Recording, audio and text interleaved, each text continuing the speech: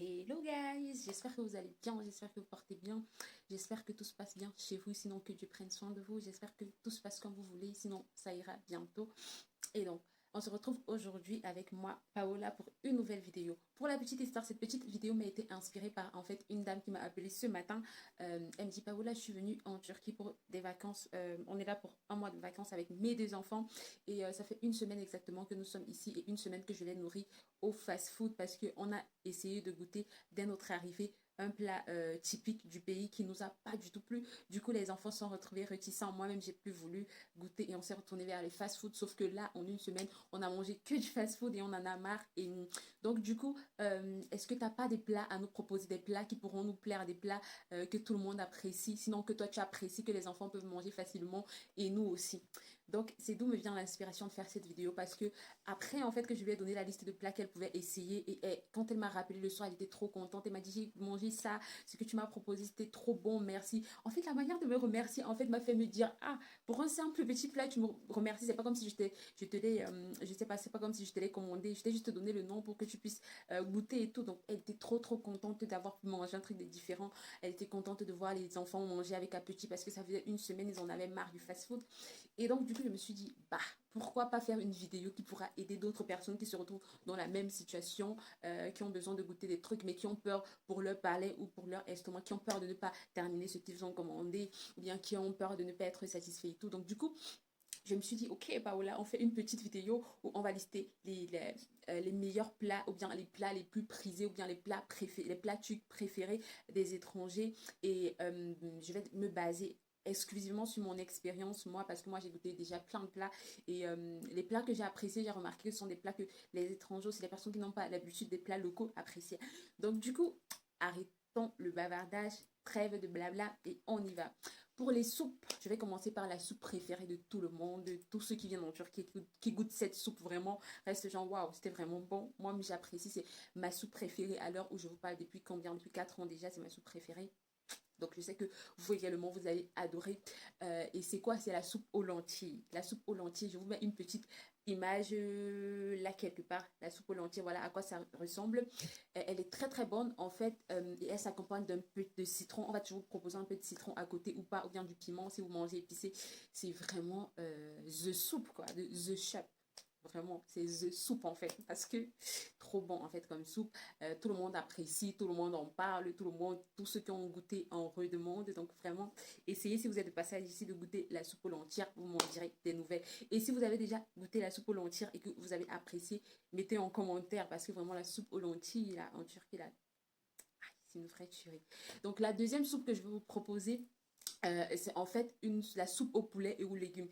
Ça se fait de morceaux de poulet que le chef il a découpé petit avec des carottes. Bref, vraiment la soupe au poulet, elle est aussi bonne parce que vraiment elle est très...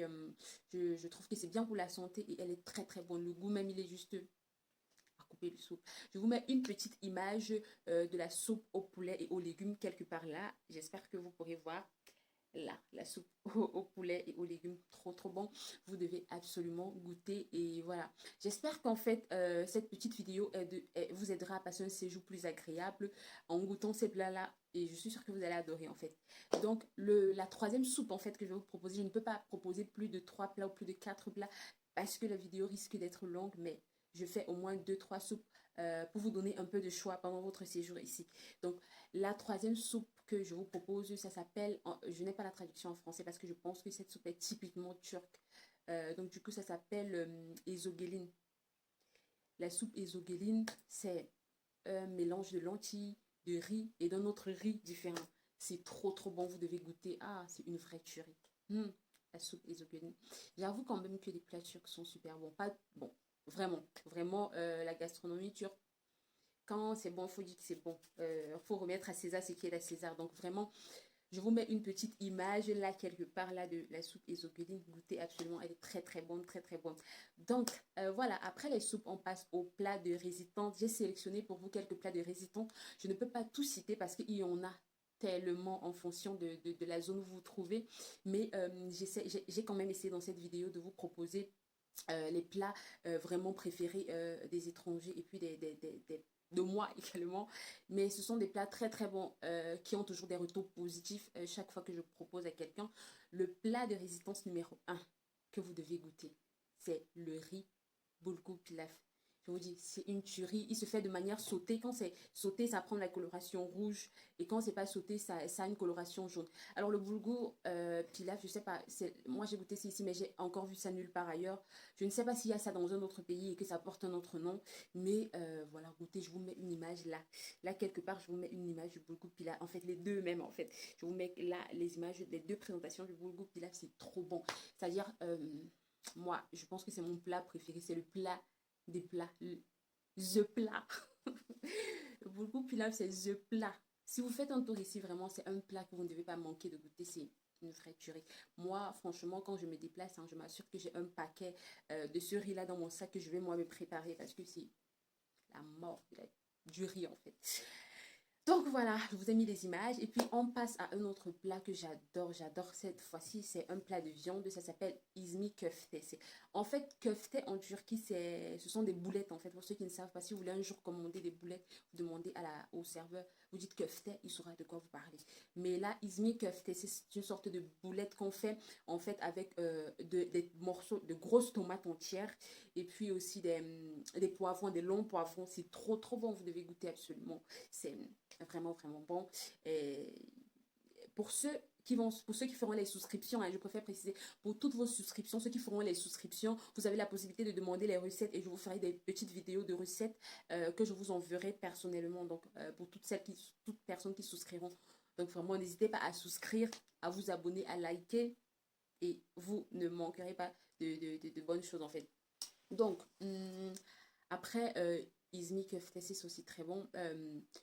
Un autre plat que les gens apprécient beaucoup, et moi en particulier, c'est une sorte de... Ça s'appelle karnıyarık. Je vous mets l'image de karnıyarık là quelque part. Je vais également vous mettre l'image de l'Izmir köftesi. Alors, karnıyarık, c'est quoi en fait? C'est une sorte d'aubergine qu'on a ouvert et à l'intérieur, on a rembourré ça de viande hachée. Oh, c'est une tuerie en fait, rien à dire.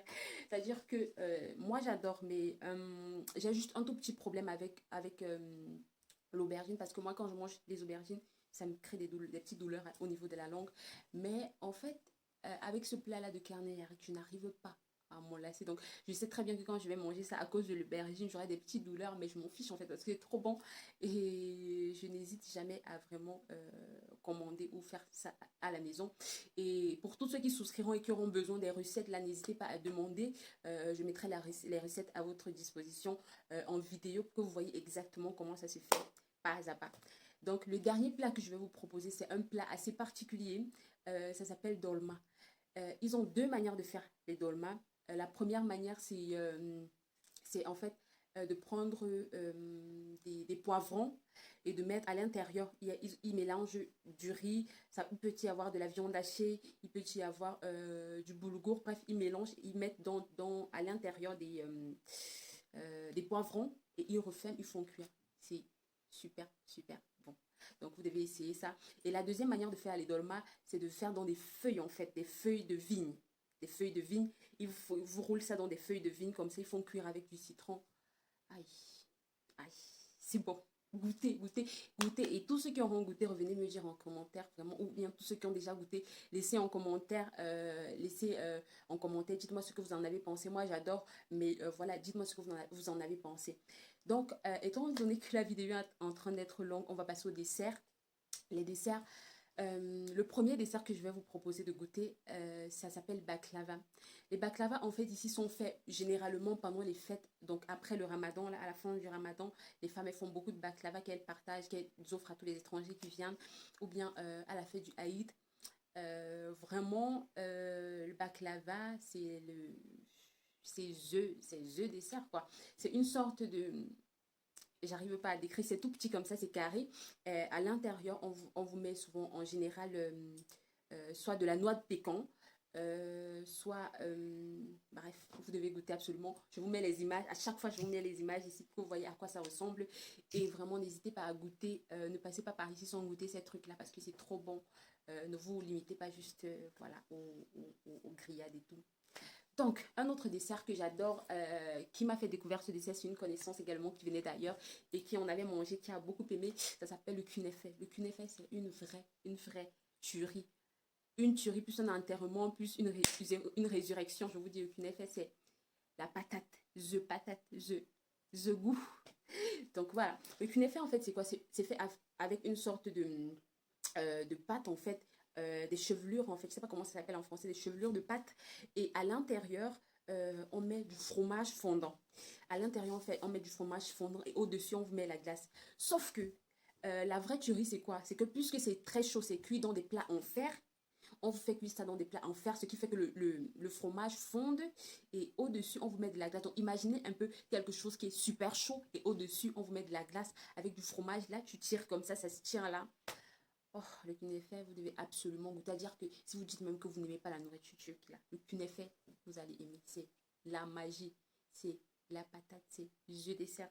Goûtez et revenez me dire en commentaire. Ceux qui ont déjà goûté, laissez les commentaires. Dites-moi ce que vous en avez pensé. C'est vraiment très très bon. Je vous laisse les images à chaque fois là quelque part, que vous voyez à quoi ça ressemble. Un autre dessert que moi j'aime beaucoup, beaucoup, beaucoup, c'est le sütlaç. Le sütlaç, c'est quoi en fait? Je vous mets l'image là quelque part. Le sütlaç, c'est une sorte de riz au lait qu'on fait, après avoir cuit, on fait passer ça au four. C'est aussi très, très bon et ça se fait dans des pots, ça se cuit dans des pots de terre battue, de terre cuite, voilà. Ça se fait dans des pots de terre cuite. Et c'est très, très bon. Moi, j'adore vraiment. Un autre dessert que j'aime bien, ça s'appelle le revani. Revani, c'est une sorte de gâteau, en fait, fait avec du... Je connais pas le nom en français. Je vais laisser, si je trouve le nom en français, je vais mettre en écrit. Et voilà, c'est vraiment... voilà, pour moi, ce sont des desserts vraiment, vraiment... Il y a des milliers de desserts. Hein. En dessert, ils en ont une panoplie. Et j'ai oublié mon dessert préféré. Le magnolia, vous devez absolument goûter. Le magnolia, en fait, c'est une sorte de dessert avec une sorte de pudding. C'est pas du pudding, mais ça y ressemble assez. Et c'est fait avec des biscuits et des fruits dans des verrines, en fait. Je mets l'image là et vous devez... Oh non. Vraiment, le magnolia, j'adore. J'adore. En tout cas, c'était tout pour cette vidéo. Si elle vous a plu, laissez en commentaire. Si vous avez déjà goûté l'un de ces plats ou bien si vous connaissez un plat que je n'ai pas cité qui vous a plu, laissez en commentaire. Les gens qui regarderont cette vidéo, ça vous aidera.